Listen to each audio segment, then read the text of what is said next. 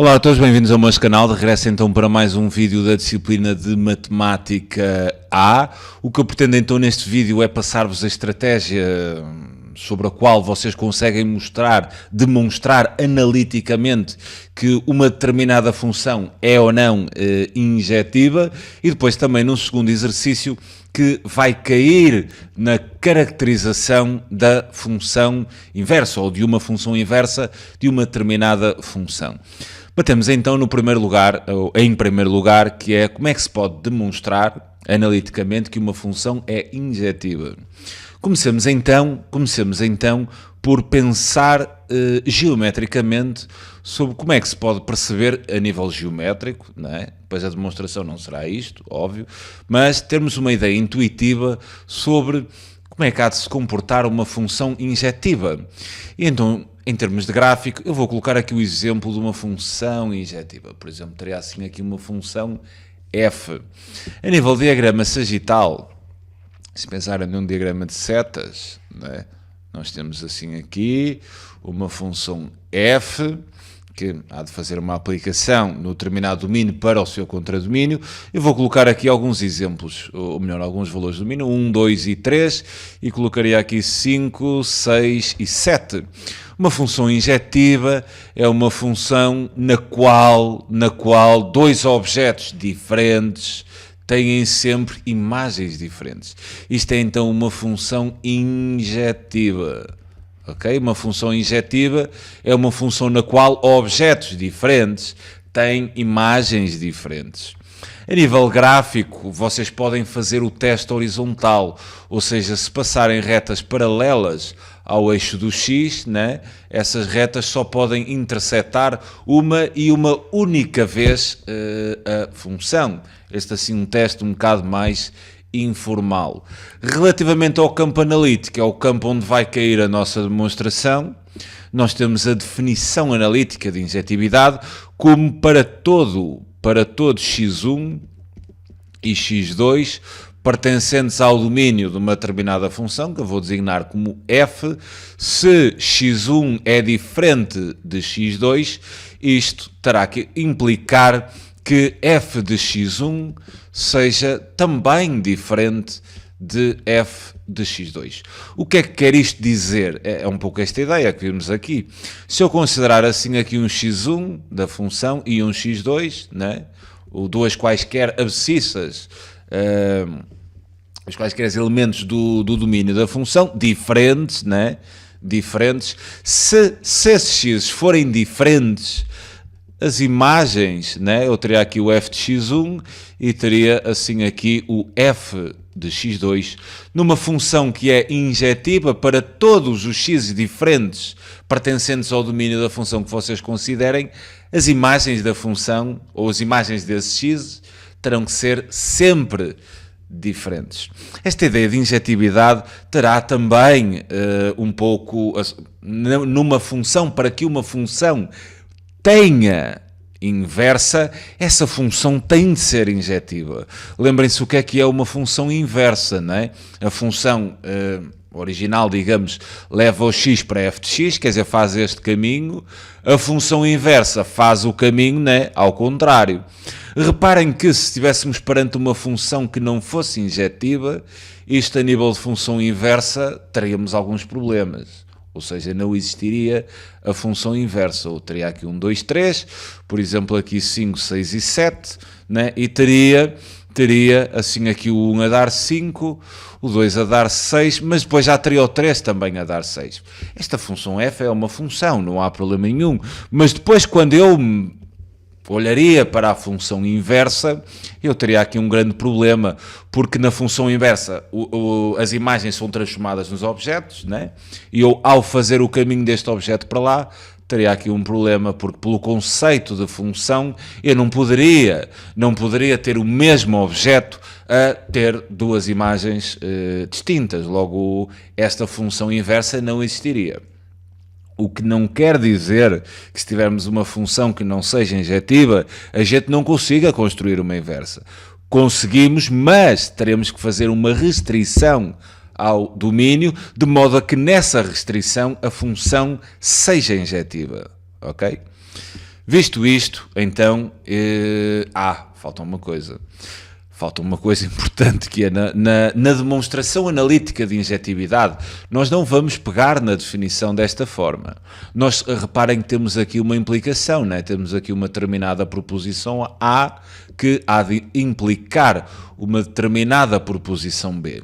A nível de demonstração analítica, há de dar bastante mais jeito a gente pegar no contrarrecíproco de uma implicação. E recordando um pouco de lógica, né? O que é o contrarrecíproco de uma implicação? Se eu tenho uma implicação de A a implicar B, o contrarrecíproco, ou seja, esta proposição há de ser equivalente a eu fazer a negação de B, há de implicar a negação da proposição A. Estas duas proposições são então proposições equivalentes.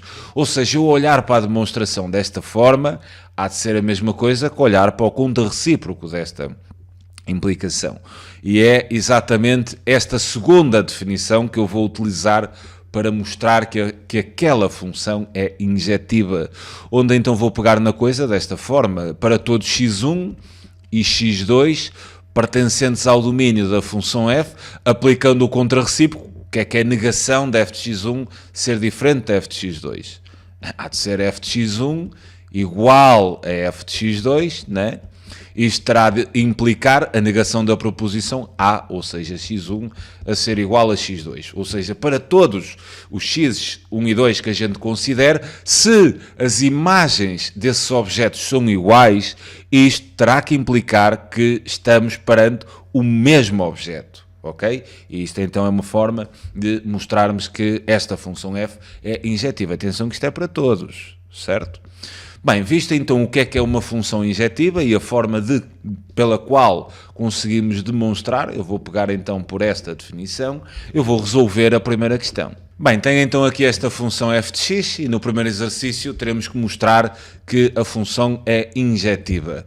Vocês devem apelar imediatamente à definição, ou seja, à segunda que a gente viu, para todo x1 e x2 pertencentes ao domínio da função f, nós temos que, se f de x1 for igual a f de x2, isto terá que implicar que x1 seja igual a x2. Ou seja, como é que nós vamos fazer esta demonstração? Eu vou pegar nesta igualdade e vou tentar, a partir desta igualdade, né, chegar a uma verdade, ou seja, vou partir disto como verdade e vou tentar implicar que a segunda proposição também seja verdadeira. Desta forma, verdade implica verdade, há de ter um valor lógico de verdade.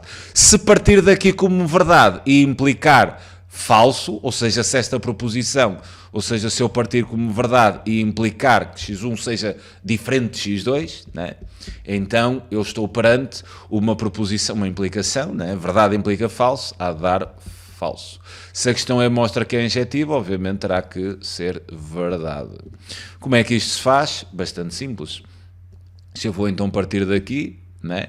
Se vou dizer que f de x1 é igual a f de x2, vou então à função f. Como é que calcularíamos o f de 5? Íamos ali e substituímos o x por 5. Como é que vamos fazer f de x1? Vamos à função f e substituímos o x por x1. E então teríamos x1 menos 1 sobre 3 a ser igual a f de x2. Ou seja, onde tem x, introduziria x2 menos 1 sobre 3. Isto há de ser então equivalente. Posso cancelar aqui os denominadores. Obteria então x1 menos 1 igual a x2 menos 1. Posso também cancelar o menos 1. E então isto seria equivalente a ter x1 igual a x2. Então tudo bem. Logo f é injetiva. E vocês estão a dizer, é tão simples? É assim tão simples. É pegarem na definição, substituírem, vai cancelar tudo, vão chegar ao fim e vai dar x1 igual a x2 e então concluem que f é injetiva. E o que é que tinha que acontecer para a gente concluir que não era injetiva? Vou colocar um exemplo. Imaginem que nós tínhamos uma função g de x, onde essa função era, por exemplo, x² menos 1.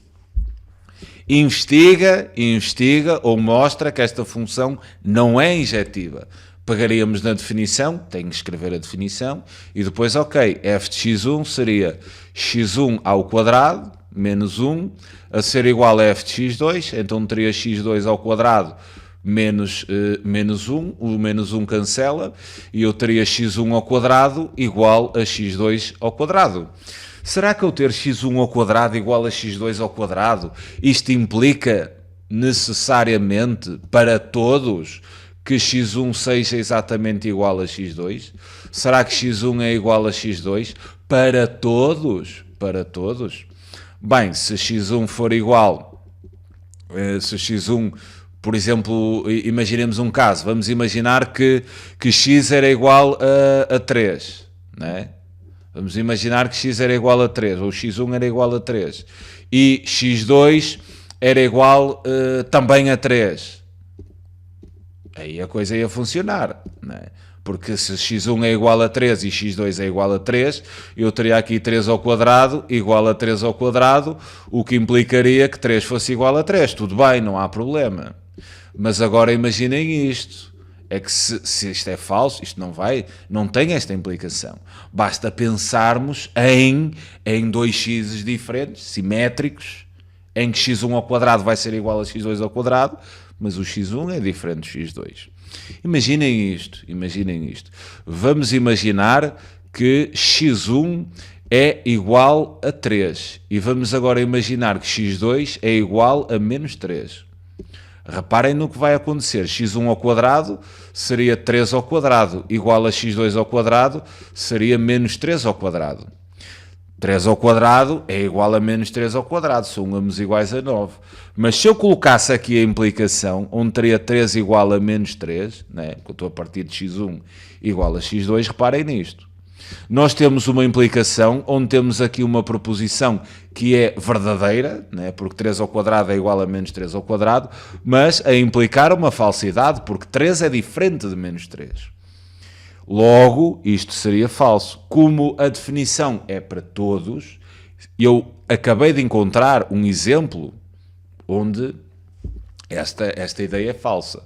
Se encontro um exemplo onde esta ideia é falsa, né, então posso concluir imediatamente que G não é injetiva. Basta um contra-exemplo, porque a definição é para todos, né? Se vocês encontram um caso que não está de acordo com a definição, imediatamente dizem que não é injetiva. Não é injetiva. Certo?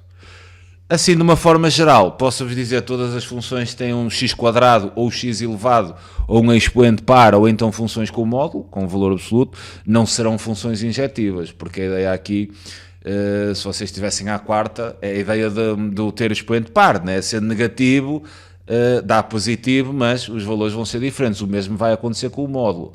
Se vocês tiverem uma função módulo de x1 igual a módulo de x2, né? Por exemplo, se pensarem em menos 3 em módulo, é igual a 3, mas depois, quer dizer, o menos 3 vai ser diferente de 3, não é?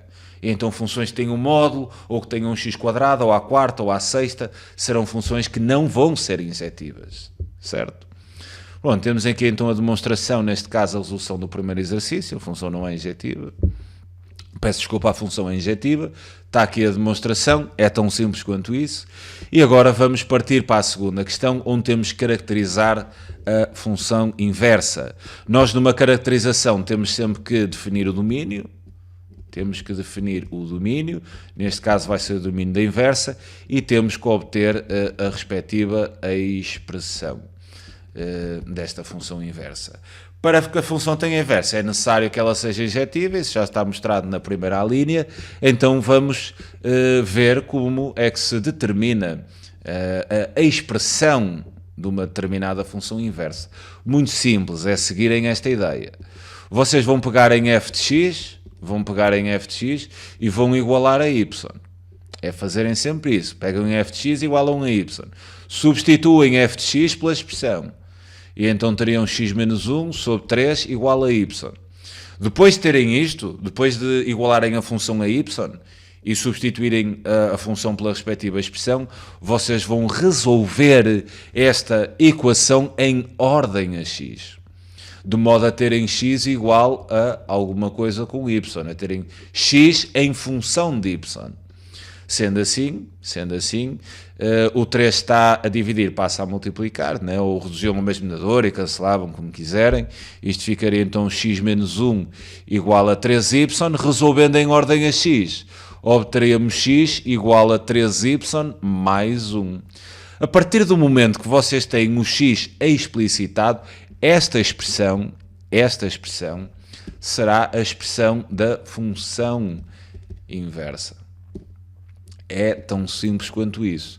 Vocês agora na expressão têm que retomar, em vez de y, substituem e escrevam x, porque a função tem que estar definida em função de x.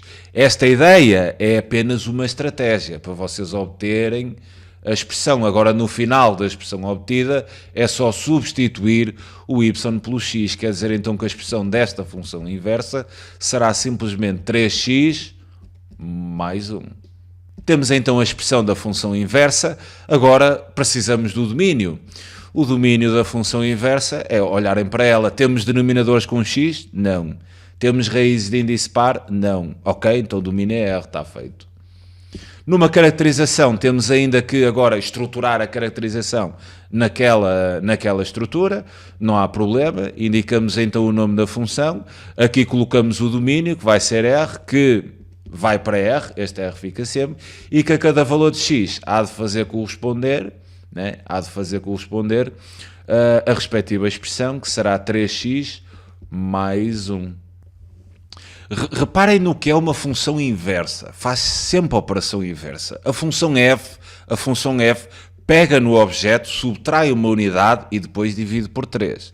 O que é que vai fazer a inversa? O processo inverso. Multiplica por 3 e adiciona uma unidade. Em termos gráficos, só para terminar esta ideia, porque isto é importante, em termos gráficos, uma função inversa é sempre simétrica da função original relativamente a uma reta particular, que é a bissetriz. Vocês já sabem a bissetriz dos quadrantes ímpares do tema da geometria. Vamos imaginar que eu tenho assim aqui uma determinada função f, por exemplo, faria isto. A função inversa desta função f vai ser simétrica relativamente à bissetriz dos quadrantes ímpares. Ou seja, ela faria assim algo deste género. Aqui teria então a função inversa de f. Em termos gráficos, ela será simétrica relativamente à bissetriz dos quadrantes ímpares.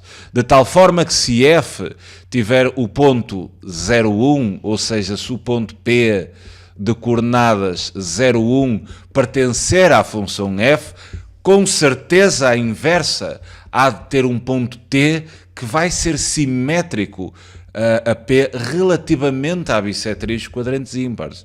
Então este t há de ter coordenadas 1, 0. Porque na função inversa, se pensarem no x e no y, o que é que acontece? O x passa a y e o y passa a x. Se esta função f tiver o ponto, por exemplo, 1, 2, a inversa vai conter o ponto 2, 1. É sempre a mesma ideia, ok? Há de conter o ponto 2, 1. Porque a função inversa é simétrica relativamente à bissetriz dos quadrantes ímpares, obviamente comparando com a função original. Fico-me então por aqui, só fazendo um resumo desta última parte: caracterizar uma função inversa, determinar o domínio e determinar a expressão. Como é que se acha a expressão? Pegam na função igual a 1 a y, resolvem em ordem a x a equação. A partir do momento que têm a equação resolvida em ordem a x, a expressão que está no segundo membro é a expressão da função inversa, apenas têm que substituir o x pelo y, porque esta primeira ideia aqui é apenas uma estratégia para termos a expressão. A função inversa tem que ser uma função cuja variável seja x.